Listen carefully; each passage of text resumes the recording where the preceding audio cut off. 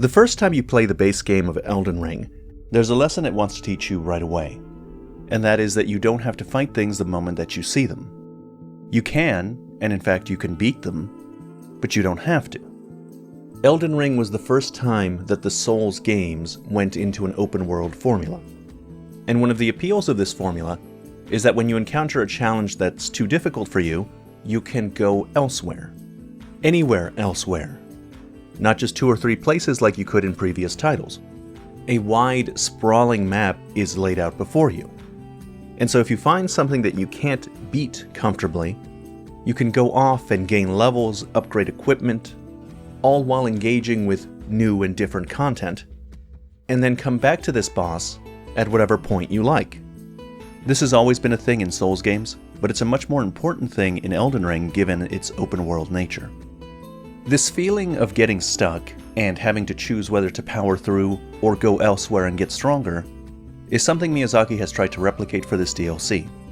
It hasn't been possible in previous From Software game DLC, because all previous DLCs, like this one, were balanced around endgame and there was an expectation that you would have the strongest weapons available, at the highest upgrade levels, and you would be at a level appropriate for the ending of the base game. And that means that most of the things that you could do to get stronger if you get stuck have already been done at that point. You've probably already upgraded your weapon all the way. You've leveled up to the soft caps of most of your stats. And while more levels might give you a bit more survivability, it won't give you very much more damage. The issue with previous DLCs is that there was no more sense of progression. There wasn't much you can do to get significantly stronger. Once you were stuck, you were just stuck. And that is why the DLC has the Shadow Realm blessings. This is directly stated by Miyazaki. In an interview before the game's release, he said that the purpose of the upgrade system was to make it easier for you to experience things like realizing that the boss is tough and deciding to go explore somewhere else and get stronger, even at higher levels. So the system is designed specifically for people that are high level, so that they can't steamroll through the DLC. It's to give everyone tackling the DLC the privilege to feel like they did in the beginning of the game, to feel like they need to stop fighting this boss and go elsewhere. Now, of course, just like the original Tree Sentinel fight, you don't have to go elsewhere. You can kill the Tree Sentinel. But if you leave and come back, you'll find that the Shadow Tree fragments actually have a very big effect. They have a huge effect, an effect much larger than the one you can get through simple leveling. For example, this character is at Shadow Tree Blessing level 10. You can see that in the normal lands between, my magic Milady does 672 damage, but in the Land of Shadows, my blessings give me 1008 damage. This is a gigantic increase.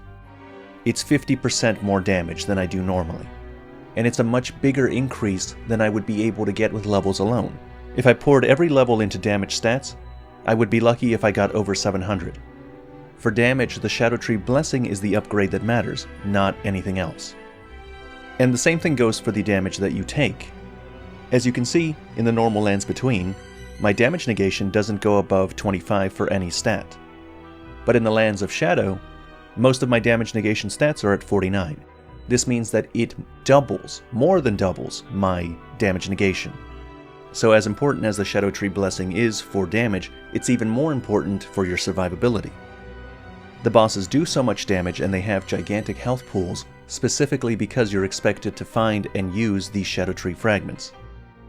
And if a boss is too difficult to beat, that's an encouragement to find more. There are a lot of different paths open to you in this DLC, and you can explore a lot and find many of these fragments before you ever really have to kill a boss.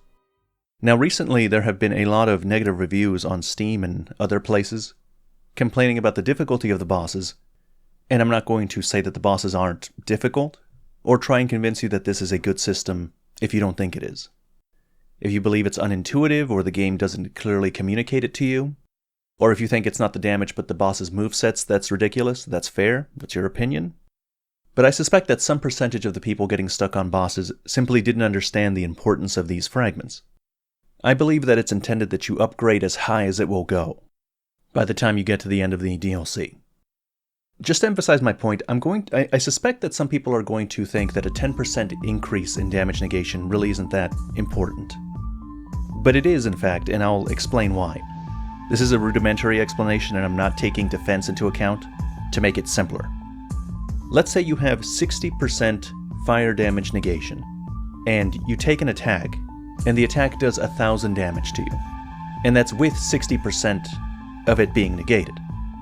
And then you find enough Erdtree shards to get your negation up by another 10%. Well, then you would think that you'd get 10% less damage, but no, that's not what's happening. If you get your fire negation from 60% to 70%, you don't take 10% less damage. You take 25% less damage. Because you already have 60% negation. That means you're only feeling 40% of the damage. So if you negate 10% more, then you're only feeling 30% of the damage. So the amount of fire damage you would be taking is 250 less, for a total of 750. Now, if you got your Erdtree blessing even higher and used some talismans to get your fire negation to 80, and you took that same 1000 damage fire attack, now it would do 500 damage. Instead of reducing by 20%, you've actually reduced the damage you take by 50%. So, it's important to keep getting the Erdtree blessings, as many as you can find. Whenever you're stuck, go get more. Because by the end of the upgrades, you'll do double the damage, and you'll more than double your damage negation. Anyway, that's the end of this video. As always, thank you very much for watching.